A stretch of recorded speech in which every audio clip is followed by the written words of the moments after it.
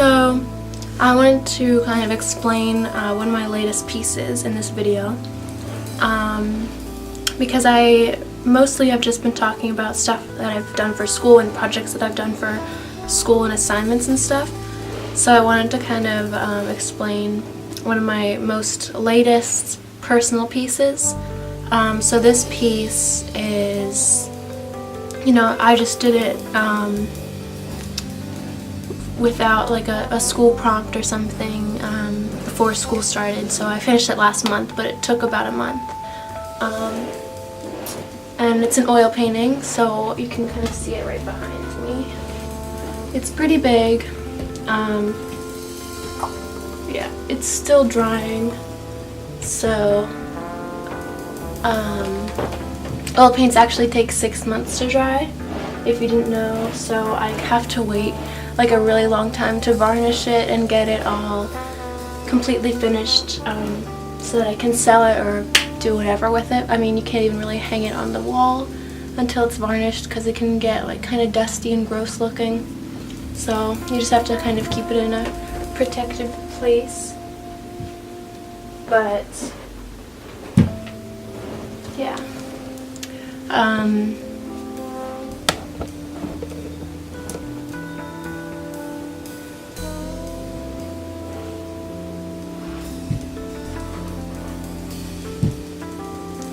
I just kind of wanted to talk about it because I'm really proud of how it turned out, and yeah, I thought that sharing my process and idea would be interesting for other artists. So I wanted to make something that was kind of dreamlike, almost like being stuck in a nightmare or something like that, and that's what I kind of titled this piece, like Stuck in a Bad Dream. Because I just kind of had this idea of just doing a really cool piece before school started, because I wanted to do something big and kind of adventurous, I guess, because I don't really do a lot of oil painting, and I knew that I actually did have an oil painting class this semester now, and I just kind of wanted to do something fun for myself. Sometimes it gets kind of boring being in school and having to follow all these rules, even though it's an art school, there are still rules and guidelines with the projects. Like, I think you can bend the rules a lot more in art school, but there's still like certain things that you kind of have to abide by, unfortunately. Kind of sucks. Yeah, that's why I wanted to just do something kind of crazy and fun. Just kind of get some of that energy out, because I knew that that's like one of my least favorite things about school, is just having to stick to like a set of rules or kind of a guideline with each project. So yeah, this piece, I'm not sure the exact measurement. I know it's really big, pretty big. I mean, I kind of would have think it would be even cooler if it was like even bigger, but this was the biggest canvas that I had. I actually gessoed over an old like watercolor weird painting. I didn't like it very much. It was like drippy and I don't know, weird. There was like patches of glitter that I put on, like there was like kind of this angel, like, or a fairy or something, and she had like glitter wings, and I couldn't scrape that off actually. So I don't know if you can tell, but there is some kind of texture right like on her chest, and it's like a little bit weird looking, but I don't think it really ended up being that big of a deal, because you can't really tell very much. But yeah, I wanted it to be just kind of interesting and dreamy and a little bit weird. I don't know, like something like that. Just kind of, you can imagine that she's in another planet or another dimension or something, and she's just stuck there. And I really wanted her face to be kind of like very full of emotion and stuff. And I did want there to be something weird going on with her arms, you can kind of tell. Because I really love paintings, and I really admire people who can show movement like that, with a limb moving or something. I really like that look. Just showing like the traces of like when your hand moves or something, and you can kind of still see that movement, like a slow exposure photo or something like that, you know? So I want it to kind of be like that. And I knew I wanted something weird to happen with her shadow, kind of, and you can kind of tell it's, her hand is kind of, the position of her body is a little bit different in the shadow than in her actual form, and I thought that I just kind of want to do something weird like that, like kind of makes you look twice or something, because I love that in other people's works. So, yeah, that's basically what I did. My process, I actually recorded a lot of videos and time lapses of it, so I'll try and insert some. But yeah, because that's something I really want to do more of. Just, I think time lapses are so interesting. Even if you're not like into art, I think that they can still be really calming for you, and you can just kind of like admire the, you know, unique process of an artist's work, and especially like how you start a piece. I think that's so interesting, seeing time lapses from like the beginning, like the first sketches. So that's something that I wanted to do just on my Instagram and stuff. But yeah, I actually started the piece not even knowing what I was gonna do with the ground, because I had no idea. I had no idea what color I wanted it. I just kind of knew I wanted it to be kind of like crackly, like it could be the surface of Mars, or she could just be in a desert or some kind of weird dream world, you know what I mean? So that's kind of what I wanted, right? But I had no idea otherwise, like how it was gonna be. And another part of this piece, I actually kind of inspired me to get started on this piece, even though I kind of had this idea in my head for a little bit, was I was walking through the parking lot at work, and it was nighttime, and I was walking to the car, and I saw the moon. It was like, I think it had just been like an eclipse or something, like the day after or the day before, and because the moon was just like a tiny sliver, and it was like bright orange and reddish, and it was like so interesting and like weird to me. So I just kind of wanted to capture that before I forgot what it looked like, because I've never seen the moon look like that before. Like, I've seen the moon like when it's full, and I've seen it be like orange and like really big and cool, but I've never seen it like when it's a tiny sliver be orange, and I thought that was really interesting and weird looking, and I thought it'd be like a cool setting, especially for this concept of this piece. So I'm really glad that I saw it, because it inspired me a lot just to get started on this.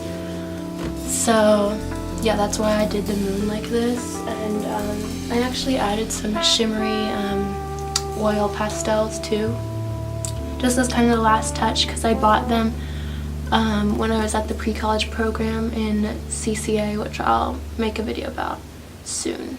I'll try to. But I actually bought a ton of like really expensive pastels because I misunderstood the sale, so I ended up buying like 12 of these super expensive pastels. And I just thought, okay, well, here's the great opportunity to finally use these for something, and they would look really pretty. Actually, I got a lot of the right, like, perfect colors for this color scheme of this piece. I got like a shimmery blue, which I added onto the highlights of her body, and I thought that was really cool. And I actually got some like rose golds and like metallic reds, and I put that on the clouds and stuff. I'm not sure if you're gonna be able to see, but yeah, I'm just really excited to varnish it because I used to not really think that varnishing, like, I didn't really understand what the big deal was, but actually I've come across like a couple of videos online of people like varnishing their pieces, and it's just insane. Like, it's so satisfying to watch them just like pour the varnish on and just brush it on, and it's just like, you don't even realize that the piece was cloudy before until you see it varnished, and you're just like amazed at how deep and realistic everything looks. So I'm really excited to see how that's gonna be. I think I'm gonna do I don't want it full gloss, but I think like a mix between like a semi-gloss. I think I'm gonna do. I think that'll fit with it, just because I did do the metallic pastels. I don't think matte would really work very well, so I'm just going to do semi-gloss. And I think that full gloss would be a bit too much. So yeah, and I kind of decided to do her body blue because sometimes I just get kind of bored of doing like regular, realistic looking skin tones. I think that they can, you know, I do that so much in like still lifes and stuff that I have to do for school. So I just wanted to, you know, make it a little bit more interesting. And I think that it kind of like creates the mood that it could be like nighttime or something, and some weird light is kind of shining on her this way. And the light source is another weird thing that I wanted to play with here. You can kind of see that there is a bright light shining on her, but there's also the moon, and the moon is making like red like glow on this side of her, which kind of creates a weird kind of conflict of light sources, I guess. Because you can kind of see like the bright light is just like so bright and harsh on her body, and then the glow of the moon is just like tiny little like neon lines on her, the side of her face and stuff, and in her eyes they're reflecting. So yeah, just another thing I wanted to make a little bit unrealistic and weird looking. Yeah, I really focused on the body first, which you'll see in some of the time lapses that I'll put up. And then I worked on the sky a lot, and I kind of want it to be a lot of different colors. I guess there's some greens in there, some reds, some blues. I was a little bit worried about it looking muddy, but I think it turned out pretty well. I don't think it got really muddy or anything like that. I ended up focusing on the ground last, and I didn't really make it the sole focal point of the piece, though it is bright and kind of a contrasting color. It's not really very detailed, and I left it kind of plain because the rest of the piece leaves a lot to look at, and I didn't really think that it was too necessary to make it very textured or detailed or something like that. So yeah, I just kind of made it plain yellow, and you can kind of tell there's this darker part here. You can kind of tell she's sitting on like maybe a rock or something like that, and her shadow is kind of like going around that. But yeah, I'm really happy with how it turned out. I think it reflected the idea and image I had in my head pretty well, which is always great. And yeah, I can't varnish it until late January, so I don't want to wait that long. But I'll definitely make one of those satisfying videos once I do varnish it, just so that like I can just see that forever, because I could watch those things over and over again. They're beautiful, and I do recommend watching them if you have never looked up something like that. Just look up adding varnishes to oil painting, and it's amazing. I think they have spray varnishes too, but it's not the same as just like pouring on like this varnish and just brushing it on slowly. It's such a nice thing to watch. It's like it blows your mind pretty much. But yeah, I'm pretty happy with the outcome. And the challenges that I faced during it, I would say the hands, I was really unsure about it once I started them. I thought that I was ruining the piece or something like that, and it just didn't look right. But I just kind of pushed through and finished them, and I think it turned out pretty cool. You can kind of tell that something weird is happening. I don't know if it's not that obvious that she's moving because there's not like a lot of them, but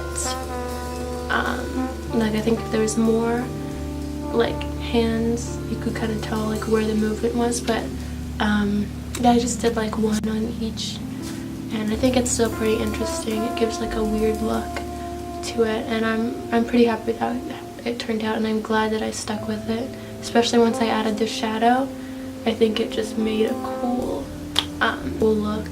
And the shadow was also something, and I was a little bit worried about. I didn't know if I was ruining it, making it look weird, because the shadow is really what defines, like it makes it obvious that the light source is kind of unrealistic, because the shadow is so dark. Even though the moon is right here, the shadow is so dark, and it just kind of, it really does highlight how the light source. There's another bright, like, white light coming down right across from her shoulder. But I'm really happy with that I did that too, because I think if people bring without it, those elements to it, that's what really makes it interesting in my mind. Also, the face was another thing that I had kind of a hard time with. I wanted it to be just really like full of emotion, and I just wanted her to be kind of like scared or just like, you know, like confused or something like that, just like worried, or just like, you know, how you would feel if you just realized that you were kind of stuck in this like bad dream, you know, just kind of like not a pleasant expression on her face. And I'm happy with how it turned out. She's just kind of like staring at the moon in like anger, or, you know, I just want it to be like a complex kind of emotion on her face, and I think I did it pretty well. It's definitely hard, and it's something I've been working on more, is just making my people look like they're feeling like really complex emotions or something like that. And yeah, I think I did a pretty good job on this piece, but it could be better, probably. Yeah, that's basically this piece. Let me know what you think about it. And I think I do like this idea of making videos on my personal pieces, because I'm gonna obviously be doing a lot about my art school pieces and stuff, because that's obviously an important thing, important part of my life and my work. But yeah, I think that just making like little videos about, you know, certain personal pieces that I do is interesting too. So yeah.